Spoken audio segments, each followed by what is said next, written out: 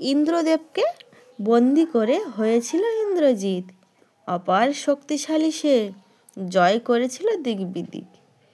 মহারাজ রাবণের শ্রেষ্ঠ পুত্র সে যে মেঘনাদ, সুলোচনা পত্নী তাহার জীবনে আশীর্বাদ। মহারানী মন্দোদরীর স্নেহপূর্ণ, সেই মেঘনাথই তাহার গর্ব, আশাবাদী ধন্য।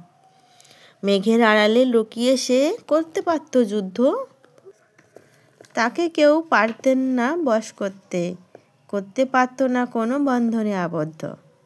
লক্ষ্মণের কাছে সে হয়ে পরাস্ত, অনুভব করেছিল লক্ষ্মণের ক্ষমতা আছে মস্ত।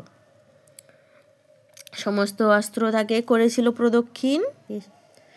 এসব দেখে মেঘনাথের মন মানসিকতা হয়ে পড়েছিল মলিন। মনে মনে ঈশ্বর মেনেছিল লক্ষ্মণকে, লড়েছিল বীরের মতন, আসতে দেয়নি দুর্বলতাকে সম্মুখে। নমস্কার। কলমের কণ্ঠে জবা সরকার। কবিতার নাম ইন্দ্রজিৎ। কবিতাটি ভালো লাগলে একটি লাইক দেবেন, চ্যানেলটি সাবস্ক্রাইব করে সাথে থাকবেন। ধন্যবাদ।